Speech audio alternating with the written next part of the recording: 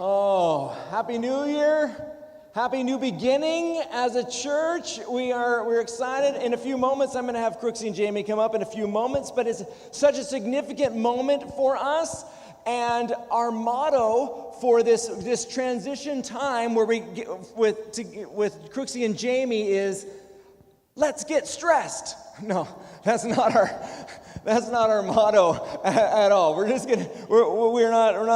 gonna do this at all. We're very excited what Jesus is doing here in our church.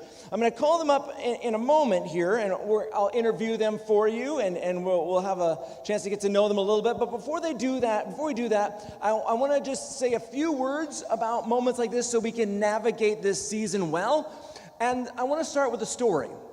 A story that began in the early days with Rehope, and I think the church was about 30 people maybe at the time, maybe 40 people. This is like 2005, 6. No, it had to be 2006. It was 2006, and this guy Dan came up to me, and he was like, "Brian, I love this church." And I'm like, "Yeah, that's the kind of people you want to come up to you and give you feedback." So I love this church, and he says, "Wouldn't it be great if it stayed like this forever?" And I'm like, that's the quickest way to kill a church, by saying, yeah, we don't want anything to ever change. But I didn't say that to him, and instead I'd say, yes, I would like that. I like getting to know everybody. I like knowing everybody. It feels like his family, and it's fun. We play Uno at Starbucks because we can fit at Starbucks and play Uno. All of us kind of show up. How do you message the church? You just send them a text. Like that. That is very, very simple and fun that way. And I was like, Dan, it's great how it is. It's great as it is, but we don't get to decide how the church goes from here. It's here, and then it will be there. But Jesus gets to determine, and it's our job to keep following Jesus. If he wants our church to be at 30 to 40 people, it's going to be 30 to 40 people. If he wants it to be reaching people for Jesus and growing and changing, people shifting in and out of theirs, then that's just following Jesus. That's part of how it is. By the way, for about 20 years now, I have had this definition of what it means for me to get old in ministry, and it's the moment where I'm wanting to stop taking risks and to stop following Jesus. Kind of that leadership moment where you're like, okay, too much is at stake. And so I'm not going to take this bold step because that could risk all of this other stuff that's going on. To me, that's my definition of getting old in ministry and stopping to follow Jesus. Again, that's not what we're aiming for. Jesus always leads his churches. He's supposed to be the one that we follow, and it's our job as elders and pastors, stuff like that, to just see where Jesus is calling us to do and to follow that. Happily, we haven't reached that day yet. Brian, are you old? No, apparently not. By my own definition, no. So today, I get to own my own definition. You can own your own definition of when you think you're old, but I will decide when I'm old, and I'll keep you posted maybe. Today, as we continue to follow Jesus, I am very excited. We make a lot of decisions in leadership over the years. Some of them are much more difficult than others. Some seem a lot more risky than others. This one seems so clear and so good and so easy as a church. I'm so excited that God has brought Jamie and Crooksy. I've been able to watch his preparation of their lives over the last many years and just see how specially equipped they are and ready they are for this moment of leadership in our lives. And so also in my time of praying about what's up for our church here for this next season, there's two pictures that are really drawing me. Picture number one is I was actually praying right here during a fasting week, and I felt like God showed me this picture of this acorn becoming an oak tree. Like over this next season, and with Jamie and Crooksy leading us in this moment, I see them being called and commissioned to transform this beginning, this great beginning, this solid, we're nuts, right? No, we're a solid acorn, and for it to now become the tree that it's in the process of becoming. I also see God's favor and blessing over their lives. They have made some big sacrifices and changes over their lives, and one of those is a big risk to come here and to join us here. And I just see God's blessing and smile and favor over them as they get ready to lead us forward here. Want to also say that maybe in times of transition we think, oh no, what's going to change? Actually, probably what you want to know is most things are not going to change. We're still about what we're about. We have the same values. We're still going to be Bible read through and pre-service prayer, and I'm going to still be here for better, for worse, whatever that means, and teaching, and teaching is going to be the same. Like it's still the same church. At the same time, things always change. If you were here at the beginning of Rehoboth Southside, it's not exactly the same. There's different people. There's different things. The walls are white. Things. In fact, they're fully painted. There's a lot. There's chairs instead of pews. Things do generally change. That's just part of it. But basically, we're just moving forward in the same vein that we've always been moving forward in. So, before I call them up, here is how we can handle this time well. Number one, keep calm. Just keep calm. You can laugh at yourself. Let's get stressed, but let's not. Just keep calm. Don't freak out. Just be gracious in this moment, and just kind of be relaxed about it. Let's just see how it goes. Jesus is in it. Let's just see how it goes. Keep calm. Staying on the British theme, carry on. Keep calm, carry on. You're like, can you say that? Yeah, I can say that. Keep helping. Keep diving in. Let's keep working on seeing people hear about Jesus and come in and welcoming people as a family. We know what we're doing here. Let's keep about what God's called us to be doing here as a church. Understand it's a new era. It's a new era, and that is good. Sometimes we're worried about new eras. This is a good new era. It's going to be good for our church. I definitely think that you will quickly see how Jamie and Crooksy are uniquely designed to take us from here to there, and how God has prepared them and equipped them for this moment. Again, we don't have any specific shifting plans in mind, but we're excited to keep our eyes on Jesus as he leads us forward as a church. And then finally, be learners. Be learners of one another. We're going to learn more about Jamie and Crooksy in a moment, but also help them learn you. Like that's part of this moment. Like teach them about you, what God's story is in your life, and help them help you, help them minister, help them pray for you, and bring your story before Jesus and care about you by just saying, hey, here's where I'm at, and here's my life. And that would be really helpful at this moment, to be quick to teach them about you. That would be great. All right, I do think that if we kind of just keep calm, carry on, be gracious, embrace the moment, and learn one another, it will greatly accelerate our ability to dive into the next year here with fruitfulness faster. If we freak out, well, then we'll get kind of our eyes in the wrong place. We're just staying on the same mission, same purpose. But anyways, I want to bring up Jamie and Crooksy, and we're gonna spend some time getting to know them.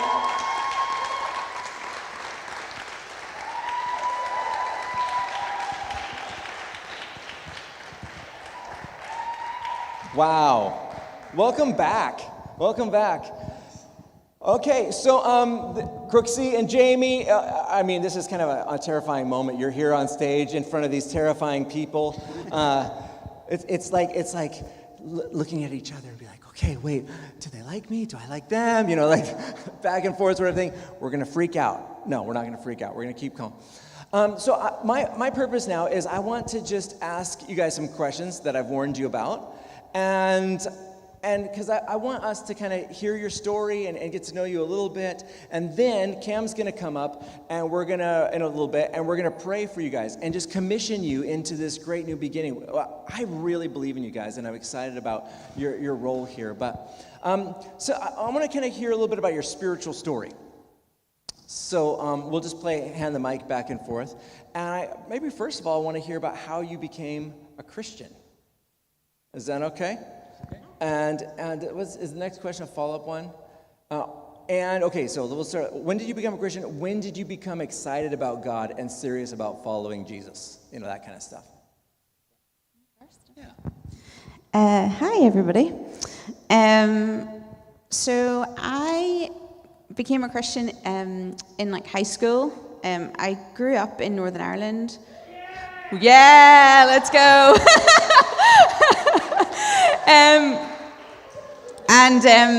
As many of you grew up in Northern Ireland know, like church is kind of mixed in with the culture there, you know, like church is something you do sometimes, but my family didn't go to church, but my mum dropped me at Sunday school and picked me up again at the end, which now I'm like, well, that was a bit weird, but anyway, it was great. So I grew up always like knowing like Bible stories and knowing about Jesus, but I didn't grow up in a family that followed him or that like modeled what actually following him would be like. But I started going to youth group, as you do in Northern Ireland in high school, because there's nothing else to do, and was like, oh, this is fun. These people like accept me, love me, and they just like showed me what like following Jesus looked like, and like just helped me see that this is more than just like Bible stories and things you learn in RE, because that's what you, so that's when I became a Christian. And then, what was the follow-up question?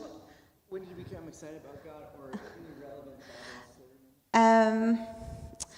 When I moved to Glasgow. So Glasgow gets a shout out too.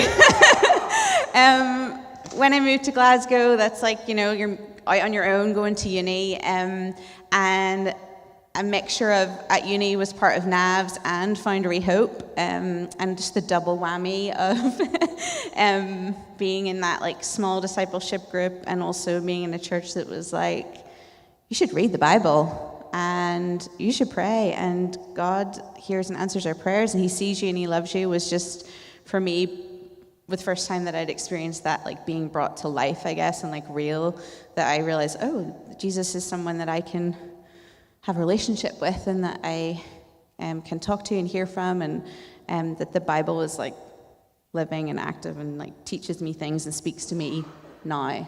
So yeah, 2005. Yes. Then I had a brief time away in the Partick Trinity days. It felt too far to walk for me. But then I returned when you came back to Great George Street, which was approximately 3 doors down from my flat. Hey, I'm Crooksy. I can't believe we're here. At pre-service prayer, I was just like, I can't believe we're here. And I'm really very excited about this and about you and that. Anyway, I became a Christian when I was 4 years old in the bathroom of my grandparents' house in Portrush, and my mum was trying to get me to brush my teeth, and I don't know whether I just didn't really want to brush my teeth, but that was the moment that I chose to ask her what I needed to do to have Jesus come and live in my life and be the king of my life and all that stuff. And she told me, and we prayed together, and I gave my life to Jesus that day, and at least that's how she tells the story, because I don't remember it at all. I kind of feel like the rest of my life has been like proof that it did in fact happen, but I don't remember it. So therefore there kind of have been moments where things got like a little bit more serious for me, and I guess my story has kind of been one of like drifting away a little bit and then God bring me back in, and then that happening a few times. I don't know, I guess I relate to Peter quite a lot, where it felt like, especially in a maturing process, it took me 2 or 3 times of making the same mistake to actually learn from it. So, I don't know, when I was 15, summer camp experienced, you know, you get like a filling and then you go dry during the year, and then the next year you get filled up and you go dry during the year. Those were my teenage years. But 15 was like a really big, important one. And then I lived in Spain when I was in university. And that was a really dry desert time. And when I came back from that, God like brought me back in, and that was like a pretty awful moment in my life. And he restored me, and it was wonderful.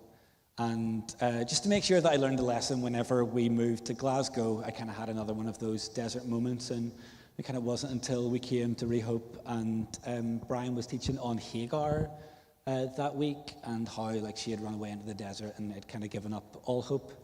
And that week I discovered that God saw me. And I was like, cool.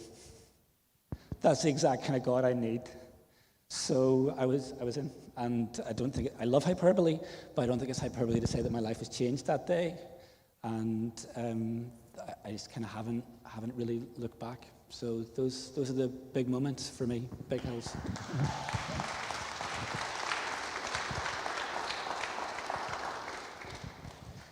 I love how you edited out the fact that you didn't want to come to Rehope. Oh, yeah, Brian. That American church. Thank you. Thank you for cutting that bit out. We won't leave that. Okay, so what's the story about you guys feeling called to Southside, and why do you believe that this is a Jesus thing? Oof, well, okay. Yeah, how long you got? You got all day. Our Southside experience has kind of been like, it's like a lot of concentric circles. I was kind of talking to Leanne about that a second ago, where like I used to teach in Langside Primary. I did my first ever placement there, and my last year of working as a primary school teacher was there. So it's just this like little trend in like things going full circle. So God has been getting us ready. Like I'm convinced that God has been getting us ready for like this exciting moment for like a decade plus. And things like being a substitute teacher for so long, like so that we can I can get used to like starting a new job, and like I really like revel in that, like getting to know people quickly, and like this is what we do here, okay, cool, fun, like that sort of preparation. All of the like Portland stuff where we learned, it was like a crash course in like everything. It was kind of exhausting, but it's fine.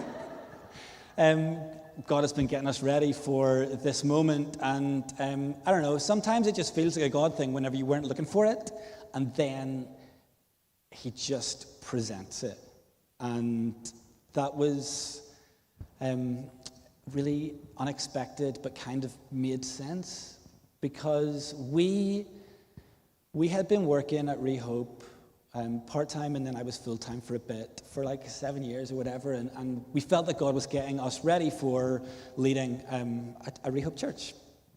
And we'd been praying for a new location for like 6 years or whatever, and some false dawns, and it didn't happen. And then the Portland thing happened, and that felt like layers of confirmation. That was a God thing too. And then the week that we committed to going to Portland, Brian met us in Hayburn Park and gave us some news. And this is really Jamie's story. You tell this story. So if you get a text from Brian on Saturday,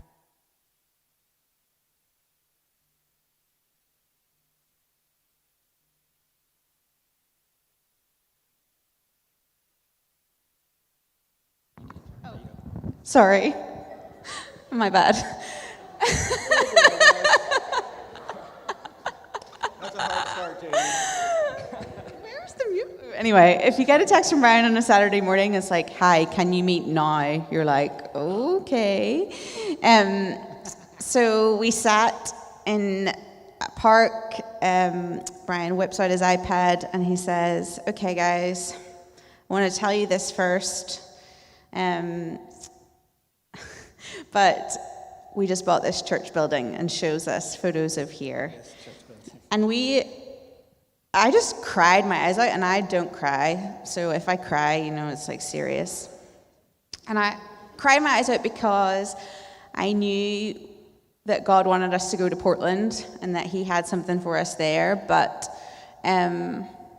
this is what we've been praying for years. So it was just a grief of like, okay, Rehope is going to plant a new location and grow and expand, and we're not going to be a part of that. So there was a lot about watching you guys launch that was really exciting for us. We were praying for you. We were so excited, cheering you on. But there was also this like grief that we were experiencing across the world of like, that was what we thought our next step was going to be in terms of leading a Rehope location. And we just grieved that from afar, and it felt to me like it was like we had to let go of that. but now God's kind of brought it full circle back to us. It feels like redemptive and exciting. Also, just there's been so many confirmations along the way, and when we were thinking about coming back from Portland, and originally we were talking with Brian about, like, let's think about planting another location. We were like, I was like, I don't want to be a princess, but I just really want to live in the south side or the west end. Those are the bits of Glasgow I know, the bits of Glasgow I love. And I'll go to other places, but I just, am I being a princess, or do I just feel like God is saying wait? And it was just funny, because then when this was presented to us, it was like, no, yes, this is why I was not wanting to rush to move to any other parts of the city.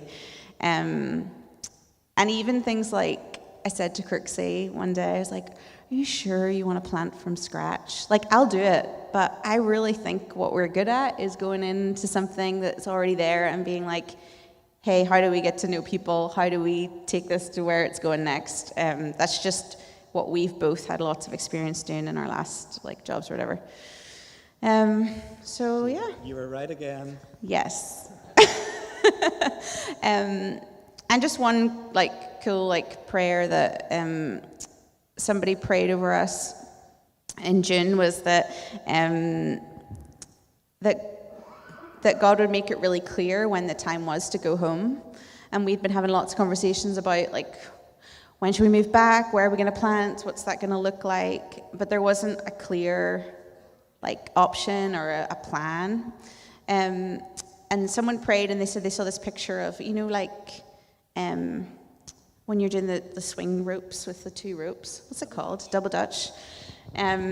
Like that. And you kind of have to run in right at the right time, otherwise you get really tangled up.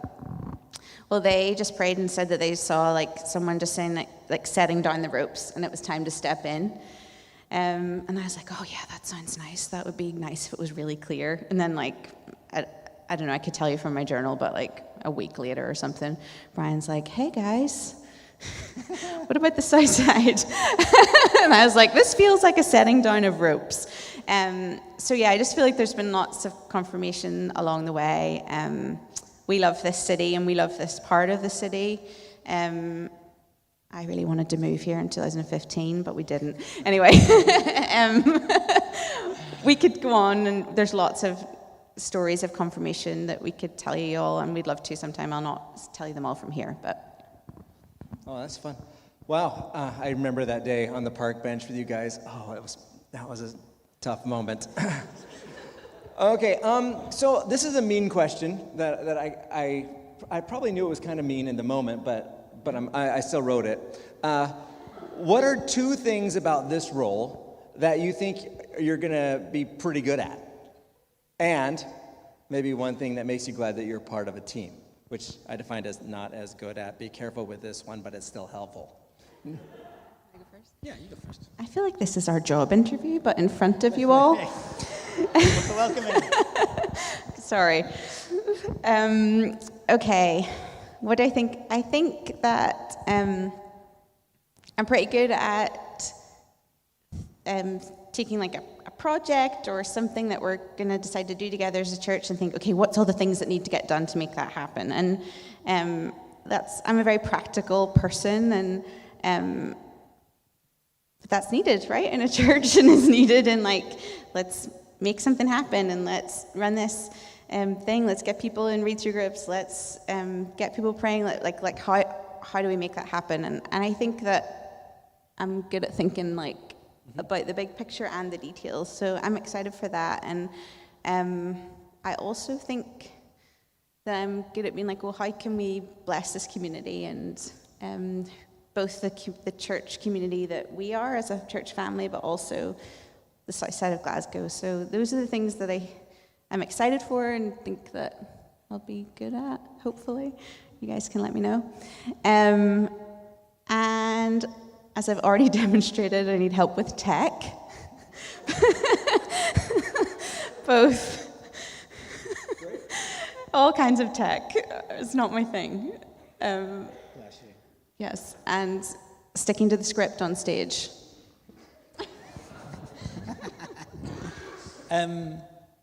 I think that I'm good at, you can tell when I care about something, do you know? And I kind of wear my heart on my sleeve a little bit like that sometimes. And I think that I'm like pretty good at getting excited about stuff in a way that people can join in with, do you know? And I really like doing stuff together.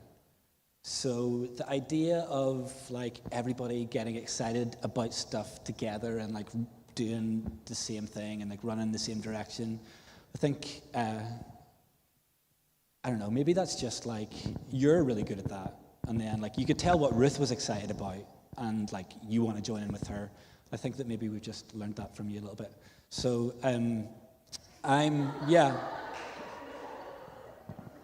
you can tell what I'm excited about, and I'm quite a passionate person, and hopefully that'll come out in a way that you'll be like, yes, let's all do that together. Sometimes my face can look a little bit mean. I'm secretly nice, I promise. But yes, passionate, you can see that. What you see is kind of what you get, apart from I'm not always grumpy. I promise. Happy on the inside, face needs to catch up. Yeah. That's me. I also think that, when I'm into something, I'm really into it. And like, I like working hard. I'm going to work hard for you. And I'm going to work hard because this is a church that like I completely believe in and turned our lives around for real. And I've seen this thing like work, and I am committed to what is going on here. And I kind of feel like a little bit like we're like jumping in, to something that's like already going. But like we believe in what God is doing in the south side of Glasgow, and the way that Rehope is partnering with him in that, like hands down believe in it 100%. And like we're going to go for this. We both work really hard, to be fair. And we're committed to this, we're committed to God, we're committed to His work here, we're committed to you and this community. We're going to work hard for you. I think that I'm really excited to be part of this team because, I don't know, just like stuff that Rehope stands for. Like I'm really excited for being able to, right, we need to join Bible read-through groups. I hear you call them BRTs here. Okay, I need a BRT, so if you would like to invite me to one, that would be great. I really can't wait to start reading the Bible with like people in our church again. Like I really like Fasting Week.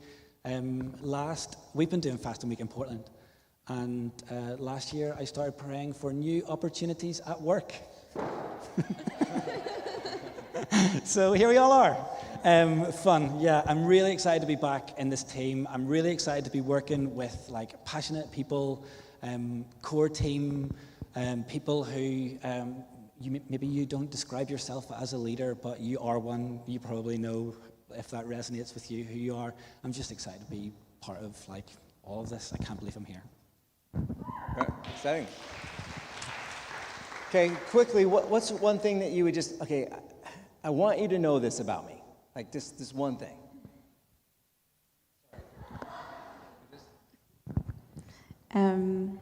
If I cry, it's really serious. No, I'm kidding.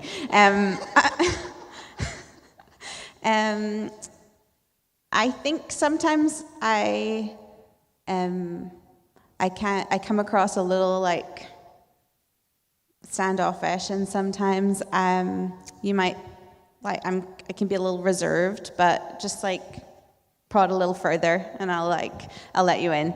And I just love this church, and I love Bible read through. It just changed my life. So just know that if you ever want to talk to someone about why you should do it, I'm here. Because I believe that that's like, for me, that's the way God speaks to me. So yeah, that's what I do. Anyway, that's more than one thing. Sorry. I was going to say that I like doing stuff together, but I've already said that in my last answer. But like, whatever. I really like doing stuff together, and I already feel refreshed by being back in a culture and a community where people think about us again, whereas America was like a collection of me's. So yeah, that's really refreshing already, and I can't wait to do stuff together, and it's fun. Yeah.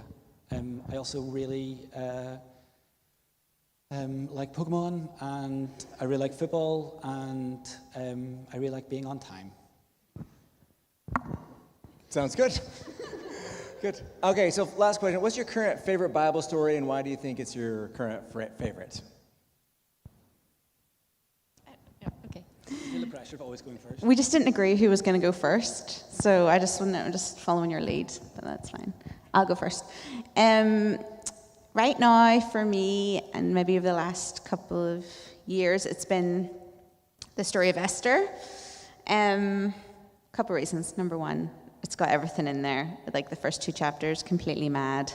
But it's got lamenting and feasting and fasting and like real highs and lows. And I just think like that's life, right? It's just like this cocktail of like highs and lows and all the things. But I just love how you see in the story of Esther, like that it's about her circumstance, but God's presence in her circumstance, and he works things out for the good of his people and for his glory. And I just think that the last couple of years, that's how I felt a little bit like, sometimes you're like, how did I end up here? What is this? But it's like, well, like perhaps you've been brought for such a time as this, and there's ways that you are called to your circumstance, no matter what that is, to bless the people around you, but also to just be obedient to what God's asking you to do. So, yeah, that's my current favorite. My favorite at the minute is Psalm 23. And when we were trying to make sense of, like, as our time in America was wrapping up and we were trying to make sense of it, I kind of just was like, wait, do you know in Psalm 23 when you kind of feel like there's the rest and relaxation bit, we're in the green pastures and that's nice, and then it's the valley of the shadow of death bit, and you're like, how did I end up here? Like, this is not nice, this is not a good place to be, and in the end, you're with God and there's a feast and it's fine. And that's kind of always how I had read that. But then, like at the start, like things are kind of nice and that's fine. And then it gives you that bit where it says that Jesus leads you down the right path for his name's sake. And we want to put like a little break in there. Then the valley of the shadow of death bit. But like those kind of like ideas are connected, and how sometimes Jesus leads you into a difficult place and a difficult moment, so that you can be prepared and learn things. And I don't think, like by the time, like in that psalm, you're kind of tracking with, the dude, and he gets to the end, and there's a feast, but his enemies are still there. But now he's like in a much more like not scared place because he's walked it through the valley, and he's in a much more prepared place because he's walked through the valley. And reading Psalm 23 and being like, oh, we are going to move from like a place like our time in Glasgow at Rehope was like very fruitful and great, and we loved that.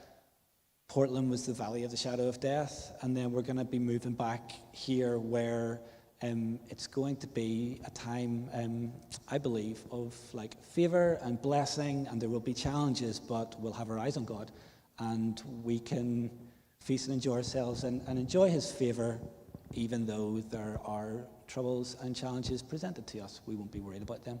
So I'm really, really clinging to that at the minute, and I can be thankful for my valley of the shadow of death. I'm thankful for our time in Portland and how it prepared us to be here. At the same time, I'm really excited about feasting with you all, and it'll be great. Great. Cameron, you want to come up? Church, we're going to pray for these people and bless them. Why don't you stand with us all, and we'll reach out your hands, and we're going to just commission them and bless them. Cam's going to pray, and as our elder here, and Father, we thank you for your faithfulness always. God, we want to give you the glory for the ways that you've had your hand upon Crooksy and Jamie's life, the way that you have guided them and you have brought them back to yourself. And that glory goes to you, God. But thank you for their faithfulness. And God, as we commission them now into this role as the lead pastors here in Rehope Southside, would you pour out your blessing on them, pour out your Spirit on them, show your favor to them in everything they do as they run after you, as they lead this church here. God, protect their family, their home, their marriage, in Jesus' name. Anoint them with an extra anointing of your Spirit. Yeah, may every word that comes from their mouth and the work of their hands be a blessing unto you, that they would be leading this church here, laying the foundations for long-lasting reawakening here in Glasgow, this city, this nation, that they would run after you all the days of their life and that we'd follow them here. So I bless them now in the name of Jesus. Amen. All right, you guys can have a seat. Thank you. I'm just very aware, that's how the Bible is so clear that it's the Holy Spirit that appoints us and for leadership and for leadership tasks. And just excited to hear from you guys. And thank you for your time. And